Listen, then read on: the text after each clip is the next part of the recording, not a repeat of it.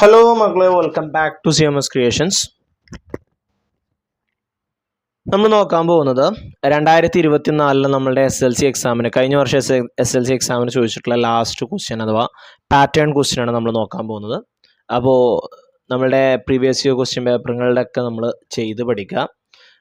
17-ാം തീയതി നാളെ നമ്മളുടെ മാത്സിൻ്റെ എക്സാമാണ്. So wish you all the very best for your examination to your level best. Okay. Consider the sequence. താഴെ നൽകിയിരിക്കുന്ന ശ്രേണി പരിഗണിക്കുക. 2, 6, 18, 54. ഫസ്റ്റ് ടേം ആദ്യ പദം 2, സെക്കൻഡ് ടേം രണ്ടാം പദം 2 × 3 6, തേർഡ് ടേം മൂന്നാം പദം 6 × 3 18, ഫോർത്ത് ടേം നാലാം പദം 18 × 3 54 ആൻഡ് സോ ഓൺ.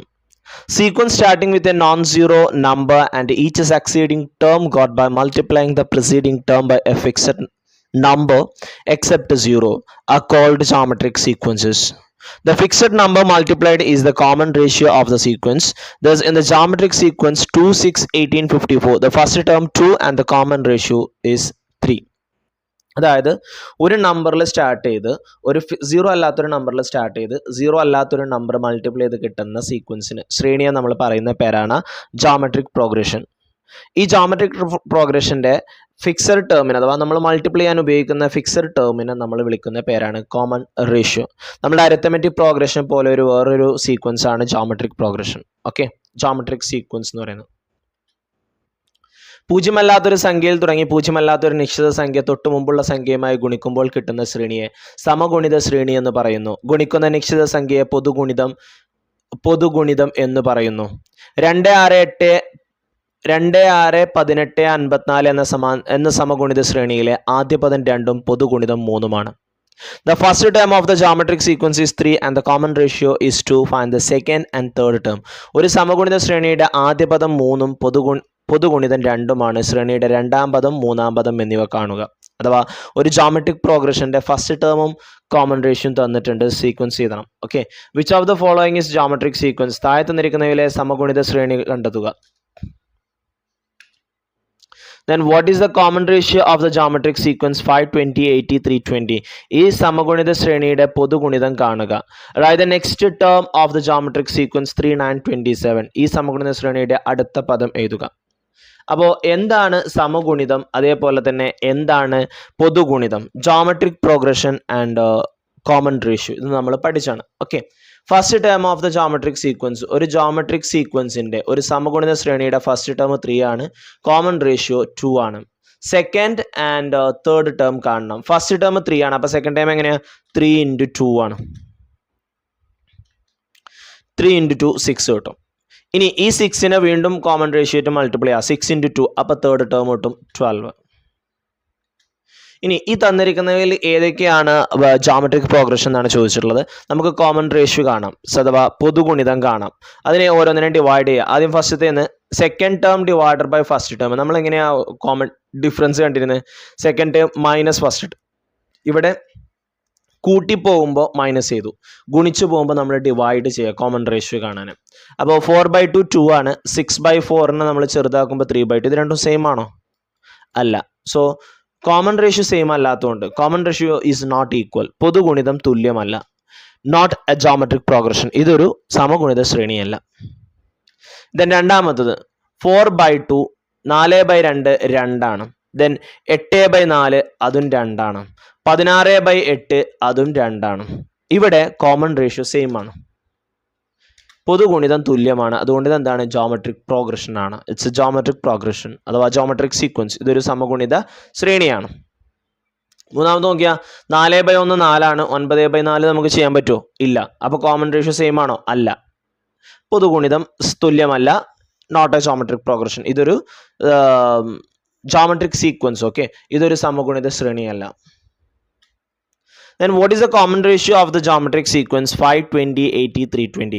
ഈ സീക്വൻസിന്റെ പൊതുഗുണിതം എത്രയെന്നാണ് ചോദിച്ചിട്ടുള്ളത്. ഇതൊരു ജോമെട്രിക് പ്രോഗ്രഷൻ ആണെന്ന് ആദ്യം തന്നല്ലോ, അഥവാ ജോമെട്രിക് സീക്വൻസ് എന്ന് ആദ്യം പറഞ്ഞല്ലോ. അപ്പോൾ ഏതെങ്കിലും രണ്ട് ടേമുകൾ തമ്മിലുള്ള ക്വോഷ്യന്റ് കണ്ടാൽ മതി. സോ 20/5 കാണാം. 20/5 എത്രയാണ്? 4 ആണ്. ഇതിൽ ഏത് ചെയ്താലും അങ്ങനെ തന്നെ കിട്ടും. നോക്കിയേ, ഈ 5 × 4 ആണ് 20. 20നെ 4 കൊണ്ട് ഗുണിക്കുമ്പോഴാണ് നമുക്ക് 80 കിട്ടുന്നത്. ഒരു 4 4 24 8 ഒരു 0. ഇനി 80നെ 4 ആയിട്ട് ഗുണിക്കുമ്പോൾ 4 8 32 ഒരു 0 കണ്ടോ. അപ്പോൾ ഇവിടുത്തെ കോമൺ റേഷ്യോ അല്ലെങ്കിൽ പൊതു ഗുണിതം എത്രയാണ്? 4 ആണ്. ഇനി write the next common ratio പൊതു ഗുണിതം 4. Write the next term of the geometric sequence 3 9 27. ഇതിന്റെ നെക്സ്റ്റ് ടേം കാണണം. അപ്പോൾ ആദ്യം ഇതിന്റെ പൊതു ഗുണിതം കാണണം. 9/3 ചെയ്യാം, 3 കിട്ടും. അപ്പോൾ 3 ആണ്. ഇനി 27 × 3 ചെയ്താൽ മതി. 7 3 21 1 ഇഷ്ടം 2 2 3 6 7 8 81. ഓക്കെ, 81. അപ്പോൾ മക്കളെ, നമ്മൾ എല്ലാ ക്വസ്റ്റ്യൻസുകളും വർക്കൗട്ട് ചെയ്തു. ഇനി നിങ്ങൾ ചെയ്യേണ്ടത് നന്നായിട്ട് പഠിക്കുക. ഇനി പഠിച്ച സാധനങ്ങളൊക്കെ ഒന്ന് റിവൈസ് ചെയ്യുക കേട്ടോ. നമ്മൾ ഇന്ന് പുതിയ ഒരു ടോപ്പിക്ക് നിങ്ങൾ പഠിക്കുന്നതിന് മുമ്പ് ഇതുവരെ നിങ്ങൾ പഠിച്ചിട്ടുള്ള എല്ലാ കാര്യങ്ങളും ഒന്ന് എന്ത് ചെയ്യണം? റിവൈസ് ചെയ്യണം. അതേപോലെ തന്നെ രാത്രി എന്ത് ചെയ്യുക? എക്സാമിന് നമ്മൾ രാത്രി ഉറങ്ങുന്നതിന് മുമ്പും നമ്മൾ എന്ത് ചെയ്യുക? പഠിച്ചിട്ടുള്ള എല്ലാ ഇക്വേഷൻസും കാര്യങ്ങളും ഒന്ന് റിവൈസ് ചെയ്യുക. നമ്മൾ ഒരിക്കലും ലാസ്റ്റ് ഡേയിൽ നമ്മൾ പുതിയൊരു ടോപ്പിക്ക് പഠിക്കാൻ നിൽക്കരുത്. നമ്മൾ എന്ത് ചെയ്യണം? പഠിച്ച സാധനങ്ങളൊന്ന് റിവൈസ് ചെയ്യണം. ഓക്കെ, ഇല്ലെങ്കിൽ നമുക്ക് ആ പഠിച്ച സാധനങ്ങളൊക്കെ ഓർമ്മ ഉണ്ടോ ഇല്ലേ എന്നുള്ളത് അറിയാൻ കഴിയില്ലല്ലോ. സോ അതൊന്ന് പൊടി തട്ടി എടുക്കണം. ഇല്ലെങ്കിൽ അത് നമുക്ക് എന്ത് ചെയ്യും? ചിലപ്പോൾ മറന്നു പോകും. അതുകൊണ്ട് എന്ത് ചെയ്യാം? പഠിച്ച സാധനങ്ങളൊക്കെ ഒന്ന് റിവൈസ് ചെയ്ത് നോക്കുക. അതിനുശേഷം നിങ്ങൾ പുതിയ ടോപ്പിക്ക് പഠിക്കുകയോ എന്താ എന്ന് വെച്ച് കഴിഞ്ഞാൽ നിങ്ങൾ ചെയ്യുക. എന്നിട്ട് നാളെ നല്ല എന്താ പറയുക, ഫ്രഷ് ആയിട്ട് പോയി നല്ല ടെൻഷൻ ഒന്നും ഇല്ലാതെ പോയി എക്സാം എഴുതുക.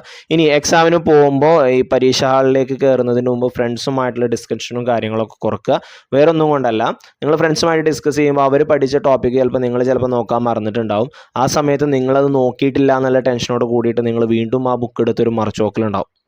ഇതൊക്കെ ചെയ്യുമ്പോൾ എന്താ സംഭവിക്കാൻ ചോദിച്ചു കഴിഞ്ഞാൽ നമ്മൾ പഠിച്ച സാധനം നമ്മൾ മറന്നു പോകും. അതുകൊണ്ട് അത്തരത്തിലുള്ള പരിപാടികളൊന്നും വേണ്ട.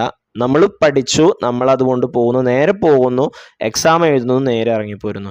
എക്സാം കഴിഞ്ഞിട്ടുള്ള ഡിസ്കഷനും അതും നല്ലതല്ല. അതും നമുക്ക് എന്താ പറയുക, ഒരു മോശമായിട്ട് ഫീൽ ചെയ്യുള്ളൂ. കാരണം നമ്മളുടെ ബാക്കിയുള്ള എക്സാമുകളൊക്കെ അത് ബാധിക്കും. നമ്മൾ എഴുതി അല്ലേ? ഇനിയിപ്പോൾ അത് നമ്മൾ എത്ര ഡിസ്കസ് ചെയ്തിട്ടും എത്ര എന്താ പറയുക ചർച്ച ചെയ്തിട്ടും എഴുതിയ സാധനം മാറാൻ പോകുന്നില്ലല്ലോ. എഴുതിയതിനുള്ള മാർക്ക് നമുക്ക് കിട്ടും. സോ നമ്മൾ പഠിച്ചത് എഴുതാനാണ് നമ്മൾ പോകുന്നത്. ബാക്കിയുള്ളവർ എന്തോ പഠിച്ചോട്ടെ, അത് ഡിസ്കസ് ചെയ്യാനോ അല്ലെങ്കിൽ അവരുമായിട്ട് അത് ചോദിക്കാനോ, നീ ഈ ക്വസ്റ്റ്യൻ എഴുതിയോ അല്ലെങ്കിൽ നീ എത്ര പേജ് എഴുതി എന്നുള്ളതിലല്ല കാര്യം. ആ എഴുതിയ പേജിൽ നമ്മളുടെ കണ്ടന്റ് ഉണ്ടോ എന്നുള്ളതിലാണ് കാര്യം. ഓക്കെ, ഒരാൾ ചിലപ്പോൾ 10 പേജ് എഴുതിയിട്ടുണ്ടാവും, ചിലപ്പോൾ നിങ്ങൾ 5 പേജ് എഴുതിയിട്ടുണ്ടാവുള്ളൂ. ആ 10 പേജ് എഴുതിയ ആൾ എന്തൊക്കെ എഴുതി വെച്ചിട്ടുള്ളത് എന്നുള്ളത് ചിലപ്പോൾ അയാൾക്ക് അറിയില്ലായിരിക്കും.